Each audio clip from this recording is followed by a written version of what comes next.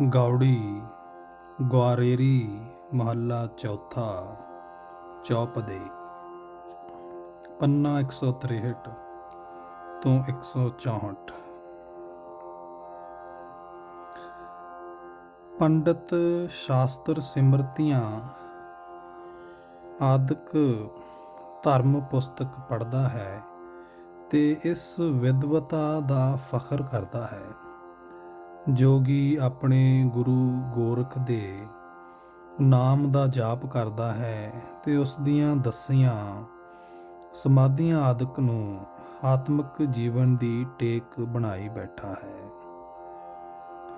ਪਰ ਮੈਂ ਮੂਰਖ ਨੇ, ਪੰਡਤਾਂ ਦੇ ਜੋਗੀਆਂ ਦੇ ਭਾਣੇ ਮੂਰਖ ਨੇ ਪਰਮਾਤਮਾ ਦੇ ਨਾਮ ਦਾ ਜਪ ਕਰਨਾ ਹੀ ਆਪਣੇ ਗੁਰੂ ਪਾਸੋਂ ਸਿੱਖਿਆ ਹੈ। ਹੇ ਮੇਰੇ ਰਾਮ, ਕਿਸੇ ਨੂੰ ਧਰਮ ਪੁਸਤਕਾਂ ਦੀ ਵਿੱਦਿਆ ਦਾ ਫਖਰ ਹੈ, ਕਿਸੇ ਨੂੰ ਸਮਾਧੀਆਂ ਦਾ ਸਹਾਰਾ, ਪਰ ਮੈਨੂੰ ਸਮਝ ਨਹੀਂ ਆਉਂਦੀ ਕਿ ਮੈਂ ਜੇ ਤੇਰਾ ਨਾਮ ਭੁਲਾ ਦਿਆਂ ਤਾਂ ਮੇਰੀ ਕਿਹੋ ਜਿਹੀ ਆਤਮਿਕ ਦਸ਼ਾ ਹੋ ਜਾਏਗੀ। ਹੇ ਰਾਮ, ਮੈਂ ਤਾਂ ਆਪਣੇ ਮਨ ਨੂੰ ਇਹੀ ਸਮਝਾਉਂਦਾ ਹਾਂ, ਹੇ ਮੇਰੇ ਮਨ, ਪਰਮਾਤਮਾ ਦਾ ਨਾਮ ਸਿਮਰ ਤੇ ਸੰਸਾਰ ਸਮੁੰਦਰ ਤੋਂ ਪਾਰ ਲੰਘ ਜਾ। ਪਰਮਾਤਮਾ ਦਾ ਨਾਮ ਹੀ ਸੰਸਾਰ ਸਮੁੰਦਰ ਤੋਂ ਪਾਰ ਲੰਘਣ ਲਈ ਬੇੜੀ ਹੈ। ਰਹਾਓ। ਸੰਨਿਆਸੀ ਨੇ ਸੁਆਹ ਮਲ ਕੇ ਆਪਣੇ ਸਰੀਰ ਨੂੰ ਸੰਵਾਰਿਆ ਹੋਇਆ ਹੈ। ਉਸ ਨੇ ਪਰਾਈ ਇਸਤਰੀ ਦਾ ਤਿਆਗ ਕਰਕੇ ਬ੍ਰਹਮਚਰਜ ਧਾਰਨ ਕੀਤਾ ਹੋਇਆ ਹੈ। ਉਸ ਨੇ ਨਿਰੇ ਬ੍ਰਹਮਚਰਜ ਨੂੰ ਆਪਣੇ ਆਤਮਿਕ ਜੀਵਨ ਦਾ ਸਹਾਰਾ ਬਣਾਇਆ ਹੋਇਆ ਹੈ। ਉਸ ਦੀਆਂ ਨਿਗਾਹਾਂ ਵਿੱਚ ਮੇਰੇ ਵਰਗਾ ਗ੍ਰਹਸਥੀ ਮੂਰਖ ਹੈ, ਪਰ ਹੇ ਹਰੀ, ਮੈਂ ਮੂਰਖ ਨੂੰ ਤੇਰੇ ਨਾਮ ਦਾ ਹੀ ਆਸਰਾ ਹੈ।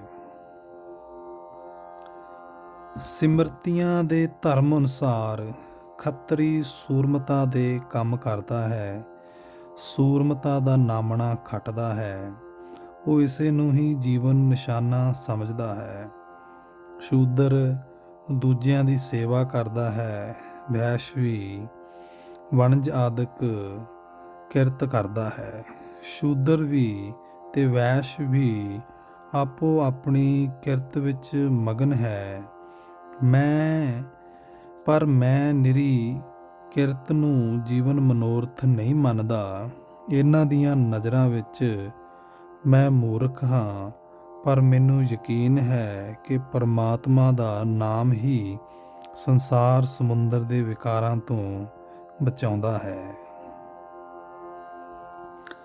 ਪਰ ਹੇ ਪ੍ਰਭੂ, ਇਹ ਸਾਰੀ ਸ੍ਰਿਸ਼ਟੀ ਤੇਰੀ ਰਚੀ ਹੋਈ ਹੈ। ਸਭ ਜੀਵਾਂ ਵਿੱਚ ਤੂੰ ਆਪ ਹੀ ਵਿਆਪਕ ਹੈ। ਜੋ ਕੁਝ ਤੂੰ ਸੁਝਾਉਂਦਾ ਹੈ ਉਹੀ ਇਹਨਾਂ ਨੂੰ ਸੁਝਦਾ ਹੈ।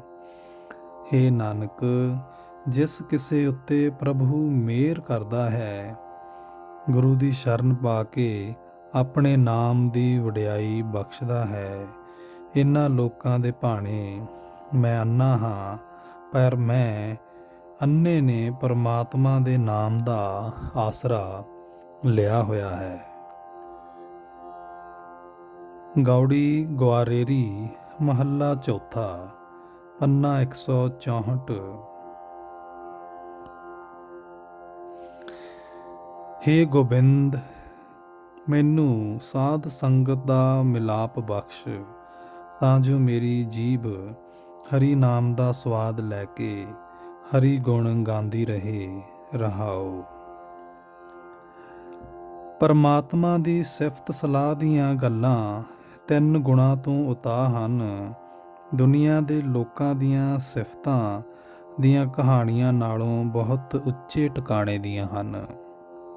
ਇਹ ਭਾਈ, ਸਾਧੂ ਜਨਾਂ ਦੀ ਸੰਗਤ ਵਿੱਚ ਮਿਲ ਕੇ ਉਸ ਪਰਮਾਤਮਾ ਦਾ ਭਜਨ ਕਰਿਆ ਕਰ। ਉਸ ਪਰਮਾਤਮਾ ਦੀ ਸਿਫਤ ਸਲਾਹ ਸੁਣਿਆ ਕਰ, ਜਿਸ ਦੇ ਗੁਣ ਦੱਸੇ ਨਹੀਂ ਜਾ ਸਕਦੇ, ਤੇ ਸਿਫਤ ਸਲਾਹ ਦੀ ਬਰਕਤ ਨਾਲ ਸੰਸਾਰ ਸਮੁੰਦਰ ਤੋਂ ਪਾਰ ਲੰਘ। ਹੇ ਹਰੀ, ਹੇ ਰਾਮ, ਜਿਹੜੇ ਮਨੁੱਖ ਤੇਰਾ ਨਾਮ ਸਿਮਰਦੇ ਹਨ, ਮੈਨੂੰ ਉਹਨਾਂ ਦੇ ਦਾਸਾਂ ਦਾ ਦਾਸ ਬਣਾ। ਤੇਰੇ ਦਾਸਾਂ ਦੀ ਸੇਵਾ ਮਨੁੱਖਾ ਜੀਵਨ ਵਿੱਚ ਸਭ ਤੋਂ ਸ੍ਰੇਸ਼ਟ ਕੰਮ ਹੈ। ਹੇ ਭਾਈ, ਜਿਹੜਾ ਮਨੁੱਖ ਮੈਨੂੰ ਪਰਮਾਤਮਾ ਦੀ ਸਿਫਤ ਸਲਾਹ ਦੀਆਂ ਗੱਲਾਂ ਸੁਣਾਉਂਦਾ ਹੈ, ਉਹ ਮੈਨੂੰ ਮੇਰੇ ਮਨ ਵਿੱਚ, ਮੇਰੇ ਚਿੱਤ ਵਿੱਚ ਪਿਆਰਾ ਲੱਗਦਾ ਹੈ। ਪਰਮਾਤਮਾ ਦੇ ਭਗਤ ਦੇ ਪੈਰਾਂ ਦੀ ਖਾਕ ਕੋਈ ਵੱਡੇ ਭਾਗਾਂ ਵਾਲਾ ਮਨੁੱਖ ਹੀ ਹਾਸਲ ਕਰਦਾ ਹੈ। ਹੇ ਨਾਨਕ, ਪ੍ਰਭੂ ਦੇ ਸੰਤ ਜਨਾਂ ਨਾਲ ਉਹਨਾਂ ਮਨੁੱਖਾਂ ਦੀ ਪ੍ਰੀਤੀ ਨਿਭਦੀ ਹੈ, ਜਿਨ੍ਹਾਂ ਦੇ ਮੱਥੇ ਉੱਤੇ ਪਰਮਾਤਮਾ ਨੇ ਧੁਰੋਂ ਆਪਣੀ ਦਰਗਾਹ ਤੋਂ ਆਪਣੀ ਬਖਸ਼ਿਸ਼ ਦਾ ਲੇਖ ਲਿਖ ਦਿੱਤਾ ਹੋਵੇ।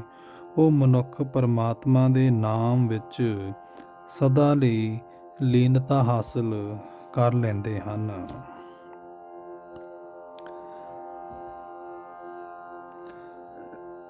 ਗੌੜੀ ਗਵਾਰੇਰੀ ਮਹੱਲਾ ਚੌਥਾ, ਪੰਨਾ 164।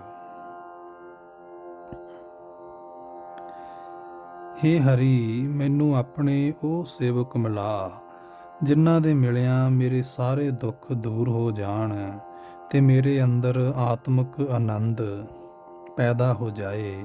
ਰਹਾਓ। ਹਰੇਕ ਮਾਂ ਖੁਸ਼ੀ ਮਨਾਉਂਦੀ ਹੈ ਜਦੋਂ ਉਸ ਦਾ ਪੁੱਤਰ ਕੋਈ ਚੰਗੀ ਸ਼ੈ ਖਾਂਦਾ ਹੈ। ਪਾਣੀ ਵਿੱਚ ਨਹਾ ਕੇ ਮੱਛੀ ਨੂੰ ਖੁਸ਼ੀ ਹੁੰਦੀ ਹੈ। ਗੁਰੂ ਨੂੰ ਖੁਸ਼ੀ ਹੁੰਦੀ ਹੈ ਜਦੋਂ ਕੋਈ ਮਨੁੱਖ ਕਿਸੇ ਗੁਰਮੁਖ ਦੇ ਮੂੰਹ ਵਿੱਚ ਭੋਜਨ ਪਾਉਂਦਾ ਹੈ, ਜਦੋਂ ਕੋਈ ਕਿਸੇ ਗੁਰਸਿੱਖ ਦੀ ਸੇਵਾ ਕਰਦਾ ਹੈ। ਜਿਵੇਂ ਆਪਣੇ ਵੱਛੇ ਨੂੰ ਮਿਲ ਕੇ ਗਾਂ ਖੁਸ਼ ਹੁੰਦੀ ਹੈ, ਜਿਵੇਂ ਇਸਤਰੀ ਨੂੰ ਖੁਸ਼ੀ ਹੁੰਦੀ ਹੈ ਜਦੋਂ ਉਸ ਦਾ ਪਤੀ ਘਰ ਆਉਂਦਾ ਹੈ, ਤਿਵੇਂ ਪਰਮਾਤਮਾ ਦੇ ਸੇਵਕ ਨੂੰ ਤਦੋਂ ਖੁਸ਼ੀ ਹੁੰਦੀ ਹੈ ਜਦੋਂ ਉਹ ਪਰਮਾਤਮਾ ਦੀ ਸਿਫਤ ਸਲਾਹ ਗਾਉਂਦਾ ਹੈ। ਪਪੀਹੇ ਨੂੰ ਖੁਸ਼ੀ ਹੁੰਦੀ ਹੈ ਜਦੋਂ ਮੋਹਲੇ ਧਾਰ ਮੀਂਹ ਵਸਦਾ ਹੈ। ਮਾਇਆ ਦਾ ਖਲਾਰਾ ਵੇਖ ਕੇ ਕਿਸੇ ਰਾਜੇ ਪਾਤਸ਼ਾਹ ਨੂੰ ਖੁਸ਼ੀ ਹੁੰਦੀ ਹੈ, ਤਿਵੇਂ ਪ੍ਰਭੂ ਦੇ ਦਾਸ ਨੂੰ ਖੁਸ਼ੀ ਹੁੰਦੀ ਹੈ ਜਦੋਂ ਉਹ ਪਰਮਾਤਮਾ ਦਾ ਨਾਮ ਜਪਦਾ ਹੈ। ਹਰੇਕ ਮਨੁੱਖ ਨੂੰ ਖੁਸ਼ੀ ਹੁੰਦੀ ਹੈ ਜਦੋਂ ਮਾਇਆ ਕਮਾਉਂਦਾ ਹੈ, ਧਨ ਖੱਟਦਾ ਹੈ। ਗੁਰੂ ਦੇ ਸਿੱਖ ਨੂੰ ਖੁਸ਼ੀ ਮਹਿਸੂਸ ਹੁੰਦੀ ਹੈ ਜਦੋਂ ਉਸ ਨੂੰ ਉਸ ਦਾ ਗੁਰੂ ਗਲ ਲਾ ਕੇ ਮਿਲਦਾ ਹੈ। ਇਹ ਨਾਨਕ, ਪਰਮਾਤਮਾ ਦੇ ਸੇਵਕ ਨੂੰ ਖੁਸ਼ੀ ਹੁੰਦੀ ਹੈ ਜਦੋਂ ਉਹ ਕਿਸੇ ਗੁਰਮੁਖ ਦੇ ਪੈਰ ਚੁੰਮਦਾ ਹੈ। ਗੌੜੀ ਗਵਾਰੇਰੀ ਮਹੱਲਾ ਚੌਥਾ, ਪੰਨਾ 164। ਹੇ ਹਰੀ, ਕਿਰਪਾ ਕਰ ਮੇਰੀ ਤਾਂਘ ਪੂਰੀ ਕਰ ਤੇ ਮੈਨੂੰ ਦਰਸ਼ਨ ਦੇ। ਜੀਵਨ ਦੇ ਬਿਖੜੇ ਪੈਂਡੇ ਵਿੱਚ ਮੈਨੂੰ ਤੇਰੀ ਹੀ ਸਹਾਇਤਾ ਦੀ ਆਸ ਹੈ। ਰਹਾਓ। ਮੰਗਤੇ ਨੂੰ ਤਦੋਂ ਖੁਸ਼ੀ ਹੁੰਦੀ ਹੈ ਜਦੋਂ ਉਸ ਨੂੰ ਕਿਸੇ ਘਰ ਦੇ ਮਾਲਕ ਪਾਸੋਂ ਭਿੱਖਿਆ ਮਿਲਦੀ ਹੈ। ਭੁੱਖੇ ਮਨੁੱਖ ਨੂੰ ਤਦੋਂ ਖੁਸ਼ੀ ਹੁੰਦੀ ਹੈ ਜਦੋਂ ਉਹ ਅੰਨ ਖਾਂਦਾ ਹੈ। ਇਸੇ ਤਰ੍ਹਾਂ ਗੁਰੂ ਦੇ ਸਿੱਖ ਨੂੰ ਖੁਸ਼ੀ ਹੁੰਦੀ ਹੈ ਜਦੋਂ ਗੁਰੂ ਨੂੰ ਮਿਲ ਕੇ ਉਹ ਮਾਇਆ ਦੀ ਤ੍ਰਿਸ਼ਨਾ ਵੱਲੋਂ ਸੰਤੁਸ਼ਟ ਹੁੰਦਾ ਹੈ। ਚੱਕਵੀ ਨੂੰ ਖੁਸ਼ੀ ਹੁੰਦੀ ਹੈ ਜਦੋਂ ਉਸ ਨੂੰ ਸੂਰਜ ਦਿਸਦਾ ਹੈ, ਕਿਉਂਕਿ ਸੂਰਜ ਚੜ੍ਹਨ ਤੇ ਉਹ ਆਪਣੇ ਪਿਆਰੇ ਚੱਕਵੇ ਨੂੰ ਮਿਲਦੀ ਹੈ ਤੇ ਵਿਛੋੜੇ ਦੇ ਸਾਰੇ ਦੁੱਖ ਭੁਲਾਉਂਦੀ ਹੈ। ਗੁਰਮੁਖ ਨੂੰ ਖੁਸ਼ੀ ਹੁੰਦੀ ਹੈ ਜਦੋਂ ਉਸ ਨੂੰ ਗੁਰੂ ਦਿਸਦਾ ਹੈ। ਵੱਛੇ ਨੂੰ ਆਪਣੀ ਮਾਂ ਦਾ ਦੁੱਧ ਮੂੰਹ ਨਾਲ ਪੀ ਕੇ ਖੁਸ਼ੀ ਹੁੰਦੀ ਹੈ। ਉਹ ਆਪਣੀ ਮਾਂ ਨੂੰ ਵੇਖਦਾ ਹੈ ਤੇ ਦਿਲ ਵਿੱਚ ਖਿੜਦਾ ਹੈ। ਇਸ ਤਰ੍ਹਾਂ ਗੁਰਮੁਖ ਨੂੰ ਵੀ ਗੁਰੂ ਦਾ ਦਰਸ਼ਨ ਕਰਕੇ ਖੁਸ਼ੀ ਹੁੰਦੀ ਹੈ। ਗੁਰੂ ਪਰਮਾਤਮਾ ਤੋਂ ਬਿਨਾਂ ਹੋਰ ਮੋਹ ਕੱਚਾ ਹੈ। ਮਾਇਆ ਦੀ ਪ੍ਰੀਤ ਸਾਰੀ ਨਾਸਵੰਤ ਹੈ। ਹੋਰ ਮੋਹ ਨਾਸ ਹੋ ਜਾਂਦਾ ਹੈ। ਝੂਠਾ ਹੈ, ਨਿਰਾ ਕੱਚ ਸਮਾਨ ਹੀ ਹੈ। ਇਹ ਦਾਸ ਨਾਨਕ, ਜਿਸ ਨੂੰ ਸੱਚਾ ਗੁਰੂ ਮਿਲਦਾ ਹੈ ਉਸ ਨੂੰ ਅਸਲ ਖੁਸ਼ੀ ਹੁੰਦੀ ਹੈ।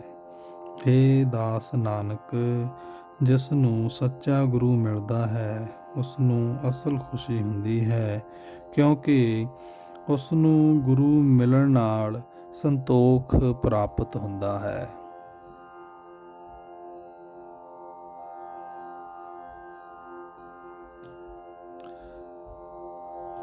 ਗੌੜੀ ਗਵਾਰੇਰੀ ਮਹੱਲਾ ਚੌਥਾ, ਪੰਨਾ 165। ਹੇ ਮੇਰੇ ਭਾਈ, ਗੁਰੂ ਦੇ ਸਿੱਖ ਬਣ ਕੇ ਗੁਰੂ ਦੇ ਦੱਸੇ ਰਾਹ ਤੇ ਤੁਰ ਕੇ ਪਰਮਾਤਮਾ ਦਾ ਸਿਮਰਨ ਕਰੋ।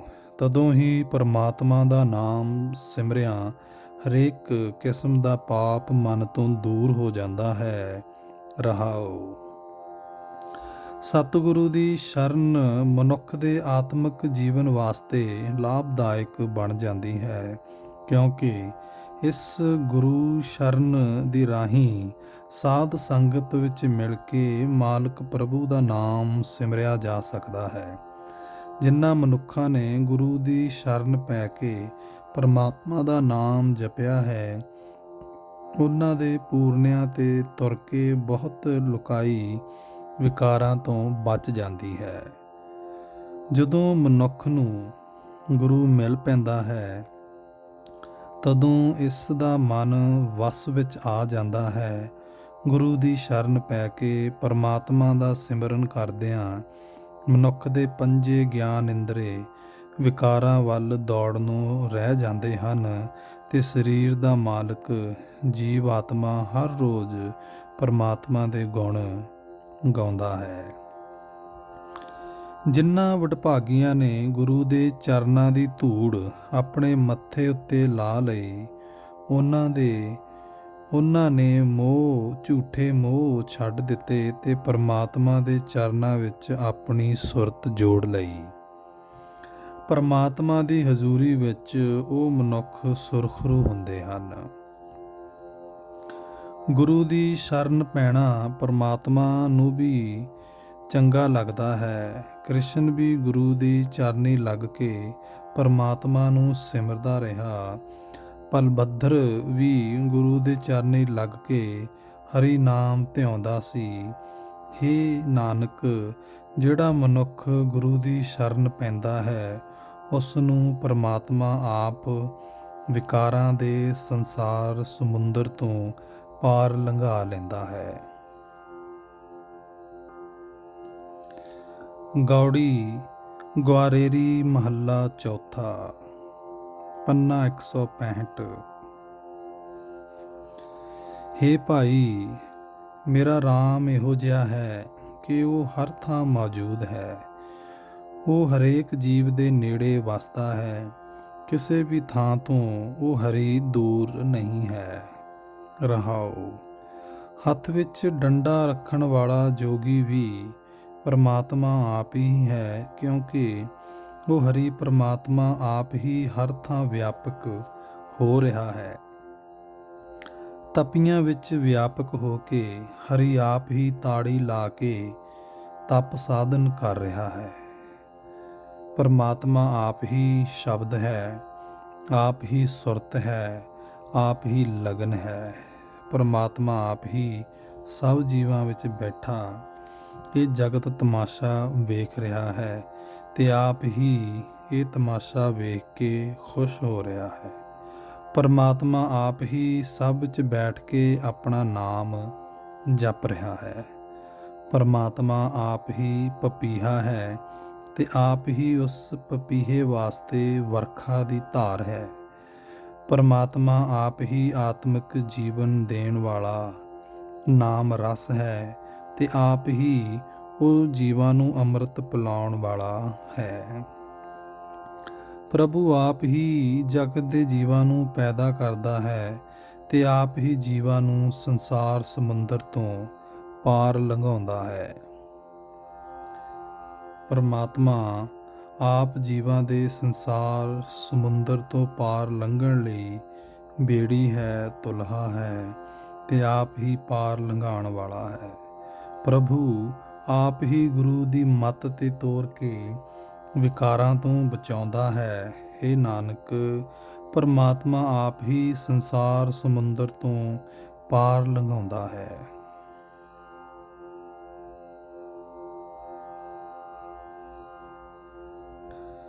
ਗੌੜੀ ਬੈਰਾਗਣ ਮਹੱਲਾ ਚੌਥਾ, ਪੰਨਾ 165।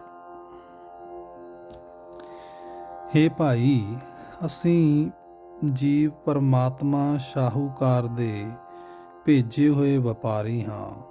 ਉਹ ਸ਼ਾਹ ਆਪਣੇ ਨਾਮ ਦਾ ਸਰਮਾਇਆ ਦੇ ਕੇ ਅਸਾਂ ਜੀਵਾਂ ਪਾਸੋਂ ਵਪਾਰ ਕਰਾਉਂਦਾ ਹੈ। ਰਹਾਓ। ਹੇ ਪ੍ਰਭੂ, ਤੂੰ ਸਾਡਾ ਸ਼ਾਹ ਹੈ, ਤੂੰ ਸਾਡਾ ਮਾਲਕ ਹੈ।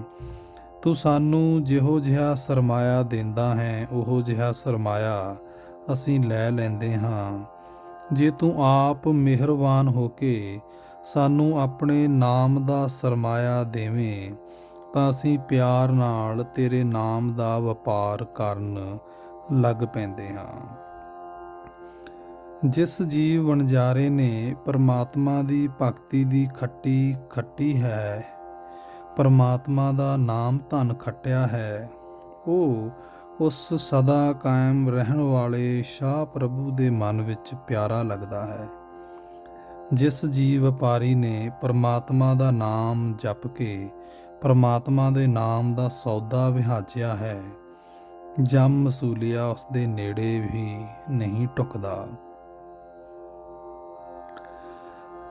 ਪਰ ਜਿਹੜੇ ਜੀਵ ਵਣਜਾਰੇ ਪ੍ਰਭੂ ਨਾਮ ਤੋਂ ਬਿਨਾਂ ਹੋਰ ਵਣਜ ਕਰਦੇ ਹਨ, ਉਹ ਮਾਇਆ ਦੇ ਮੋਹ ਦੀਆਂ ਬੇਅੰਤ ਲਹਿਰਾਂ ਵਿੱਚ ਫਸ ਕੇ ਦੁੱਖ ਸਹਾਰਦੇ ਹਨ। ਉਹਨਾਂ ਦੇ ਵੀ ਕੀ ਵਸ ਇਹੋ ਜਿਹੇ ਵਣਜ ਵਿੱਚ ਪਰਮਾਤਮਾ ਨੇ ਉਹਨਾਂ ਨੂੰ ਲਗਾ ਦਿੱਤਾ ਹੈ। ਉਹੋ ਜਿਹਾ ਹੀ ਫਲ ਉਹਨਾਂ ਨੇ ਪਾ ਲਿਆ ਹੈ। ਪਰਮਾਤਮਾ ਦੇ ਨਾਮ ਦਾ ਵਪਾਰ ਉਹੀ ਮਨੁੱਖ ਕਰਦਾ ਹੈ ਜਿਸ ਨੂੰ ਪਰਮਾਤਮਾ ਆਪ ਮਿਹਰਬਾਨ ਹੋ ਕੇ ਦਿੰਦਾ ਹੈ। ਇਹ ਦਾਸ ਨਾਨਕ, ਜਿਸ ਮਨੁੱਖ ਨੇ ਸਭ ਦੇ ਸ਼ਾਹ ਪਾਤਸ਼ਾਹ ਦੀ ਸੇਵਾ ਭਗਤੀ ਕੀਤੀ ਹੈ, ਉਸ ਪਾਸੋਂ ਉਹ ਸ਼ਾਹ ਪ੍ਰਭੂ ਕਦੇ ਉਸ ਦੇ ਵਣਜ ਵਪਾਰ ਦਾ ਲੇਖਾ ਨਹੀਂ ਮੰਗਦਾ।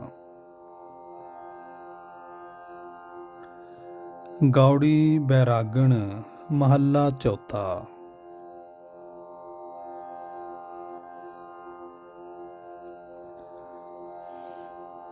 ਹੇ ਮੇਰੇ ਰਾਮ, ਹੇ ਮੇਰੇ ਮਾਲਕ, ਹੇ ਮੇਰੇ ਹਰੀ, ਮੈਨੂੰ ਮੂਰਖ ਨੂੰ ਆਪਣੀ ਸ਼ਰਨ ਵਿੱਚ ਰੱਖ। ਤੇਰੇ ਸੇਵਕ ਦੀ ਵਡਿਆਈ ਹੀ ਤੇਰੀ ਵਡਿਆਈ ਹੈ। ਰਹਾਓ। ਜਿਵੇਂ ਕੋਈ ਮਾਂ ਪੁੱਤਰ ਜੰਮਣ ਦੀ ਆਸ ਵਿੱਚ 9 ਮਹੀਨੇ ਆਪਣੀ ਕੁੱਖ ਦੀ ਸੰਭਾਲ ਕਰਦੀ ਹੈ, ਉਹ ਆਸ ਕਰਦੀ ਹੈ ਕਿ ਮੇਰਾ ਪੁੱਤਰ ਵੱਡਾ ਹੋ ਕੇ ਧਨ ਖੱਟ ਕਮਾ ਕੇ ਸਾਡੇ ਸੁੱਖ ਆਨੰਦ ਵਾਸਤੇ ਸਾਨੂੰ ਲਿਆ ਕੇ ਦੇਵੇਗਾ। ਇਸੇ ਤਰ੍ਹਾਂ ਪਰਮਾਤਮਾ ਆਪਣੇ ਸੇਵਕਾਂ ਦੀ ਪ੍ਰੀਤੀ ਨੂੰ ਆਪ ਆਪਣੇ ਹੱਥ ਦੇ ਕੇ ਕਾਇਮ ਰੱਖਦਾ ਹੈ। ਜਿਸ ਮਨੁੱਖ ਨੂੰ ਆਪਣੇ ਮਨ ਵਿੱਚ ਪਰਮਾਤਮਾ ਦੀ ਸਿਫਤ ਸਲਾਹ ਪਿਆਰੀ ਲੱਗਦੀ ਹੈ, ਉਸ ਦੇ ਹਿਰਦੇ ਮੰਦਰ ਵਿੱਚ, ਹਿਰਦੇ ਘਰ ਵਿੱਚ ਸਦਾ ਆਨੰਦ ਬਣਿਆ ਰਹਿੰਦਾ ਹੈ। ਜਦੋਂ ਉਹ ਹਰੀ ਦੇ ਗੁਣ ਗਾਉਂਦਾ ਹੈ, ਉਸ ਨੂੰ ਇਉਂ ਜਾਪਦਾ ਹੈ ਸਾਰੇ ਸਵਾਦਲੇ ਮਿੱਠੇ ਰਸ ਉਸ ਦੇ ਮੂੰਹ ਵਿੱਚ ਪੈ ਰਹੇ ਹਨ। ਪਰਮਾਤਮਾ ਦਾ ਸੇਵਕ ਭਗਤ ਆਪਣੀਆਂ 21 ਕੁਲਾਂ ਵਿੱਚ ਰਾਖਾ ਹੈ, ਆਸਰਾ ਹੈ। ਪਰਮਾਤਮਾ ਦਾ ਸੇਵਕ ਸਾਰੇ ਜਗਤ ਨੂੰ ਹੀ ਵਿਕਾਰਾਂ ਤੋਂ ਬਚਾ ਲੈਂਦਾ ਹੈ। ਇਹ ਸਾਰਾ ਜਗਤ ਹੀ ਜੋ ਬਣਿਆ ਦਿਸਦਾ ਹੈ, ਇਹ ਸਾਰਾ ਪਰਮਾਤਮਾ ਨੇ ਹੀ ਪੈਦਾ ਕੀਤਾ ਹੈ। ਇਹ ਸਾਰਾ ਉਸੇ ਦਾ ਮਹਾਨ ਕੰਮ ਹੈ। ਇਹ ਹਰੀ, ਸਾਰੇ ਜਗਤ ਦੇ ਜੀਵ ਤੇਰੇ ਪੈਦਾ ਕੀਤੇ ਹੋਏ ਹਨ। ਸਭਨਾ ਜੀਵਾਂ ਵਿੱਚ ਤੂੰ ਹੀ ਮੌਜੂਦ ਹੈ। हे ਭਾਈ, ਸਭ ਜੀਵਾਂ ਪਾਸੋਂ ਪਰਮਾਤਮਾ ਆਪ ਹੀ ਆਪਣੀ ਪੂਜਾ ਭਗਤੀ ਕਰਵਾ ਰਿਹਾ ਹੈ। ਪਰਮਾਤਮਾ ਆਪ ਹੀ ਆਪਣੀ ਭਗਤੀ ਦੇ ਖਜ਼ਾਨੇ ਸਭ ਜੀਵਾਂ ਨੂੰ ਦਿਵਾਉਂਦਾ ਹੈ, ਆਪ ਹੀ ਵੰਡਦਾ ਹੈ। ਜੇ ਕੋਈ ਗੁਲਾਮ ਮੰਡੀ ਵਿੱਚੋਂ ਖਰੀਦਿਆ ਹੋਇਆ ਹੋਵੇ, ਉਸ ਗੁਲਾਮ ਦੀ ਆਪਣੇ ਮਾਲਕ ਦੇ ਸਾਹਮਣੇ ਕੋਈ ਚਲਾਕੀ ਨਹੀਂ ਚੱਲ ਸਕਦੀ। ਪਰਮਾਤਮਾ ਦਾ ਸੇਵਕ ਭਗਤ ਸਤਸੰਗ ਦੀ ਹੱਟੀ ਵਿੱਚੋਂ ਪਰਮਾਤਮਾ ਦਾ ਆਪਣਾ ਬਣਾਇਆ ਹੁੰਦਾ ਹੈ। ਉਸ ਸੇਵਕ ਨੂੰ ਜੇ ਪਰਮਾਤਮਾ ਰਾਜ ਤਖਤ ਉੱਤੇ ਬਿਠਾ ਦੇਵੇ ਤਾਂ ਵੀ ਉਹ ਪਰਮਾਤਮਾ ਦਾ ਗੁਲਾਮ ਹੀ ਰਹਿੰਦਾ ਹੈ। ਆਪਣੇ ਬਣਾਏ ਹੋਏ ਸੇਵਕ ਘਸਿਆਰੇ ਦੇ ਮੂੰਹੋਂ ਵੀ ਪਰਮਾਤਮਾ ਹਰੀ ਨਾਮ ਹੀ ਜਪਾਉਂਦਾ ਹੈ।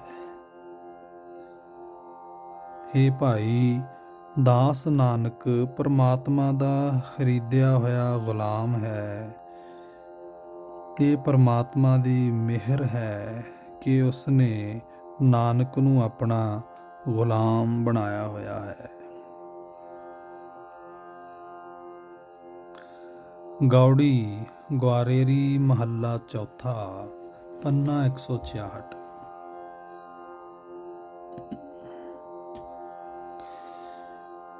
हे ਮੇਰੇ ਰਾਮ, ਮੈਨੂੰ ਮੂਰਖ ਨੂੰ ਉੱਚੀ ਆਤਮਿਕ ਅਵਸਥਾ ਬਖਸ਼। ਮੈਨੂੰ ਗੁਰੂ ਦੇ ਸੇਵਾ ਦੇ ਕੰਮ ਵਿੱਚ ਜੋੜ। ਰਹਾਓ। ਕਿਸਾਨ ਖੇਤੀ ਦਾ ਕੰਮ ਜੀ ਲਾ ਕੇ ਪੂਰੀ ਮਿਹਨਤ ਨਾਲ ਕਰਦਾ ਹੈ। ਹਲ ਵਾਹੁੰਦਾ ਹੈ, ਉਦਮ ਕਰਦਾ ਹੈ ਤੇ ਤਾਂ ਕਰਦਾ ਹੈ ਕਿ ਫਸਲ ਚੰਗਾ ਲੱਗੇ ਤਾਂ ਜੋ ਮੇਰਾ ਪੁੱਤਰ ਖਾਏ, ਮੇਰੀ ਧੀ ਖਾਏ।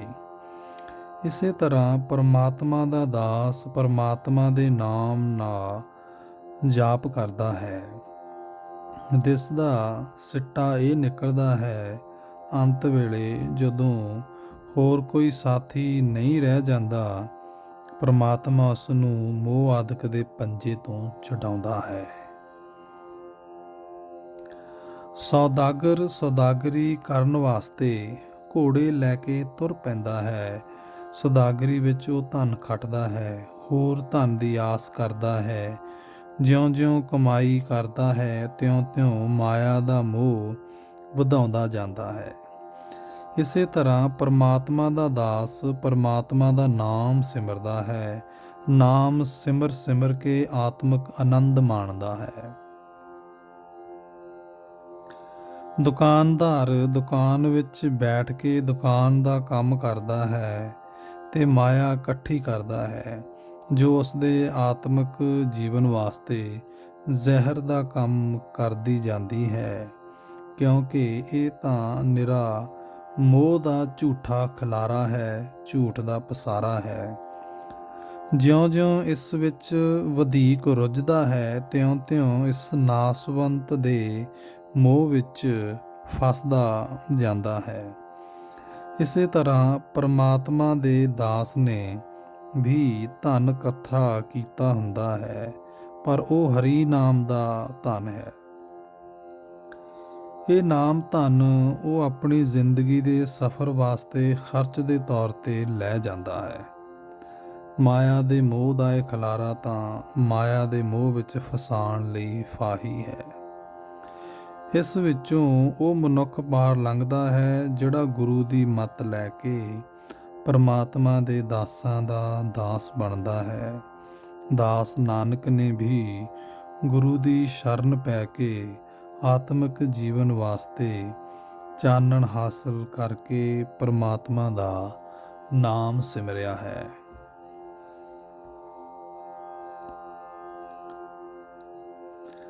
ਗੌੜੀ ਬੈਰਾਗਣ ਮਹੱਲਾ ਚੌਥਾ, ਪੰਨਾ 166 ਤੋਂ 168। 67।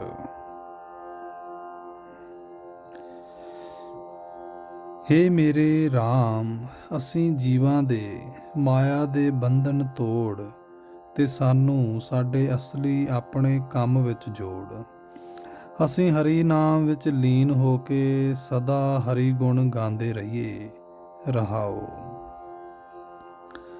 ਜਿਹੜਾ ਮਨੁੱਖ ਸਦਾ ਦਿਨ ਰਾਤ ਮਾਇਆ ਦਾ ਲਾਲਚ ਕਰਦਾ ਹੈ, ਮਾਇਆ ਦੀ ਪ੍ਰੇਰਨਾ ਵਿੱਚ ਆ ਕੇ ਮਾਇਆ ਦੀ ਖਾਤਰ ਭਟਕਦਾ ਫਿਰਦਾ ਹੈ, ਉਹ ਉਸ ਵਿਗਾਰੀ ਵਾਂਗ ਹੈ ਜੋ ਆਪਣੇ ਸਿਰ ਉੱਤੇ ਵਿਗਾਨਾ ਭਾਰ ਚੁੱਕ ਕੇ ਵਿਗਾਰ ਕੱਢਦਾ ਫਿਰਦਾ ਹੈ। ਪਰ ਜਿਹੜਾ ਮਨੁੱਖ ਗੁਰੂ ਦੀ ਸ਼ਰਨ ਪੈਂਦਾ ਹੈ, ਗੁਰੂ ਦੀ ਦੱਸੀ ਸੇਵਾ ਕਰਦਾ ਹੈ, ਉਸ ਨੂੰ ਪ੍ਰਮਾਤਮਾ ਨੇ ਨਾਮ ਸਿਮਰਨ ਵਿੱਚ ਲਗਾ ਦਿੱਤਾ ਹੈ, ਜੋ ਉਸ ਦਾ ਅਸਲ ਆਪਣਾ ਕੰਮ ਹੈ। ਨਿਰੋਲ ਮਾਇਆ ਦੀ ਖਾਤਰ ਕੋਈ ਮਨੁੱਖ ਕਿਸੇ ਰਾਜੇ ਪਾਤਸ਼ਾਹ ਦੀ ਨੌਕਰੀ ਕਰਦਾ ਹੈ। ਰਾਜਾ ਕਈ ਵਾਰ ਕਿਸੇ ਖੁਨਾਮੀ ਦੇ ਕਾਰਨ ਉਸ ਨੂੰ ਕੈਦ ਕਰ ਦਿੰਦਾ ਹੈ ਜਾਂ ਕੋਈ ਜੁਰਮਾਨਾ ਆਦਿਕ ਸਜ਼ਾ ਦਿੰਦਾ ਹੈ, ਜਾਂ ਰਾਜਾ ਆਪ ਹੀ ਮਰ ਜਾਂਦਾ ਹੈ ਤੇ ਉਸ ਮਨੁੱਖ ਦੀ ਨੌਕਰੀ ਹੀ ਮੁੱਕ ਜਾਂਦੀ ਹੈ। ਪਰ ਸਤਿਗੁਰੂ ਦੀ ਸੇਵਾ ਦਾ ਸਤਿਗੁਰੂ ਦੀ ਸੇਵਾ ਸਦਾ ਫਲ ਦੇਣ ਵਾਲੀ ਹੈ, ਸਦਾ ਸਲਾਹੁਣਯੋਗ ਹੈ, ਕਿਉਂਕਿ ਇਸ ਸੇਵਾ ਦੀ ਰਾਹੀਂ ਮਨੁੱਖ ਪਰਮਾਤਮਾ ਦਾ ਨਾਮ ਜਪ ਕੇ ਆਤਮਿਕ ਆਨੰਦ ਮਾਣਦਾ ਹੈ। ਮਾਇਆ ਕਮਾਉਣ ਦੀ ਖਾਤਰ ਕਈ ਤਰ੍ਹਾਂ ਦਾ ਸਦਾ ਵਣਜ ਵਿਹਾਰ ਵੀ ਕਰੀਦਾ ਹੈ। ਜਦੋਂ ਵਣਜ ਵਿਹਾਰ ਨਫਾ ਦਿੰਦਾ ਹੈ ਤਾਂ ਮਨ ਵਿੱਚ ਖੁਸ਼ੀ ਹੁੰਦੀ ਹੈ, ਪਰ ਘਾਟਾ ਪੈਣ ਤੇ ਮਨੁੱਖ ਹੌਕੇ ਨਾਲ ਮਰ ਜਾਂਦਾ ਹੈ। ਪਰ ਜਿਹੜਾ ਮਨੁੱਖ ਆਪਣੇ ਗੁਰੂ ਨਾਲ ਪਰਮਾਤਮਾ ਦੀ ਸਿਫਤ ਸਲਾਹ ਦੇ ਸੌਦੇ ਦੀ ਸਾਂਝ ਪਾਉਂਦਾ ਹੈ, ਉਹ ਸਦਾ ਹੀ ਆਤਮਿਕ ਆਨੰਦ ਮਾਣਦਾ ਹੈ। ਹੋਰ ਰਸਾਂ ਦੀ, ਹੋਰ ਸਵਾਦਾਂ ਦੀ ਜਿਤਨੀ ਵੀ ਤ੍ਰਿਸ਼ਨਾ ਮਨੁੱਖ ਨੂੰ ਲੱਗਦੀ ਹੈ, ਜਿਉਂ-ਜਿਉਂ ਰਸ ਸਵਾਦ ਮਾਣੀਦੇ ਹਨ, ਉਤਨੀ ਹੀ ਵਧੇਕ ਤ੍ਰਿਸ਼ਨਾ ਮੁੜ ਲੱਗਦੀ ਹੈ। ਮਾਇਕ ਰਸਾਂ ਵੱਲੋਂ ਮਨੁੱਖ ਕਦੇ ਵੀ ਨਹੀਂ ਰੱਜਦਾ। ਜਿਸ ਮਨੁੱਖ ਉੱਤੇ ਪ੍ਰਮਾਤਮਾ ਆਪ ਕਿਰਪਾ ਕਰਦਾ ਹੈ, ਉਹ ਮਨੁੱਖ ਗੁਰੂ ਅੱਗੇ ਆਪਣਾ ਸਿਰ ਵੇਚ ਦਿੰਦਾ ਹੈ, ਉਹ ਆਪਣਾ ਆਪ ਗੁਰੂ ਦੇ ਹਵਾਲੇ ਕਰ ਦਿੰਦਾ ਹੈ। ਹੇ ਦਾਸ ਨਾਨਕ, ਉਹ ਮਨੁੱਖ ਪਰਮਾਤਮਾ ਦੇ ਨਾਮ ਰਸ ਨਾਲ ਰੱਜ ਜਾਂਦਾ ਹੈ, ਉਸ ਨੂੰ ਮਾਇਆ ਦੀ ਤ੍ਰਿਸ਼ਨਾ ਵੀ ਨਹੀਂ ਵਿਆਪਦੀ। ਗੌੜੀ ਬੈਰਾਗਣ ਮਹੱਲਾ ਚੌਥਾ, ਪੰਨਾ 167। ਹੇ ਮੇਰੇ ਮਨ, ਮੈਂ ਪਾਪੀ ਤੇਰੀ ਸ਼ਰਨ ਵਿੱਚ ਆਇਆ ਹਾਂ, ਤੇਰੇ ਦਰ ਤੇ ਆ ਡਿੱਗਾ ਹਾਂ ਕਿ ਸ਼ਾਇਦ ਇਸ ਤਰ੍ਹਾਂ ਤੂੰ ਆਪਣੀ ਮਿਹਰ ਕਰਕੇ ਮੈਨੂੰ ਗੁਣਹੀਣ ਨੂੰ ਆਪਣੇ ਚਰਨਾਂ ਵਿੱਚ ਜੋੜ ਲਏ। ਰਹਾਓ। ਹੇ ਹਰੀ, ਮੇਰੇ ਮਨ ਵਿੱਚ ਚਿੱਤ ਵਿੱਚ ਸਦਾ ਇਹ ਆਸ ਰਹਿੰਦੀ ਹੈ ਕਿ ਮੈਂ ਕਿਸੇ ਤਰ੍ਹਾਂ ਤੇਰਾ ਦਰਸ਼ਨ ਕਰ ਸਕਾਂ। ਹੇ ਭਾਈ, ਜਿਸ ਹਰੀ ਨੇ ਮੇਰੇ ਅੰਦਰ ਆਪਣਾ ਪਿਆਰ ਪੈਦਾ ਕੀਤਾ ਹੈ, ਉਹੀ ਜਾਣਦਾ ਹੈ। ਮੈਨੂੰ ਆਪਣੇ ਮਨ ਵਿੱਚ ਚਿੱਤ ਵਿੱਚ ਹਰੀ ਬਹੁਤ ਪਿਆਰਾ ਲੱਗ ਰਿਹਾ ਹੈ। ਮੈਂ ਆਪਣੇ ਗੁਰੂ ਤੋਂ ਸਦਕੇ ਹਾਂ, ਜਿਸ ਨੇ ਮੈਨੂੰ ਮੇਰਾ ਵਿਛੜਿਆ ਹੋਇਆ ਸਿਰਜਣਹਾਰ ਹਰੀ ਪ੍ਰਭੂ ਮਿਲਾ ਦਿੱਤਾ ਹੈ। ਹੇ ਹਰੀ, ਮੇਰੇ ਅੰਦਰ ਬੇਅੰਤ ਔਗਣ ਹਨ, ਗਿਣੇ ਨਹੀਂ ਜਾ ਸਕਦੇ। ਮੈਂ ਮੁੜ ਔਗਣ ਕਰਦਾ ਹਾਂ। ਤੂੰ ਗੁਣਾਂ ਦਾ ਮਾਲਕ ਹੈ, ਦਇਆ ਦਾ ਘਰ ਹੈ। ਜਦੋਂ ਤੇਰੀ ਰਜ਼ਾ ਹੁੰਦੀ ਹੈ ਤੂੰ ਆਪ ਹੀ ਬਖਸ਼ ਲੈਂਦਾ ਹੈ। हे ਭਾਈ, ਸਾਡੇ ਵਰਗੇ ਪਾਪੀਆਂ ਨੂੰ ਹਰੀ ਗੁਰੂ ਦੀ ਸੰਗਤ ਵਿੱਚ ਰੱਖਦਾ ਹੈ, ਉਪਦੇਸ਼ ਦਿੰਦਾ ਹੈ ਤੇ ਉਸ ਦਾ ਨਾਮ ਵਿਕਾਰਾਂ ਤੋਂ ਖਲਾਸੀ ਕਰਾ ਦਿੰਦਾ ਹੈ। हे ਮੇਰੇ ਸਤਿਗੁਰੂ, ਮੈਂ ਤੇਰੇ ਗੁਣ ਕੀ ਦੱਸਾਂ। ਜਦੋਂ ਮੈਂ ਗੁਰੂ ਗੁਰੂ ਜਪਦਾ ਹਾਂ, ਮੇਰੀ ਅਸਚਰਜ ਆਤਮਿਕ ਹਾਲਤ ਬਣ ਜਾਂਦੀ ਹੈ।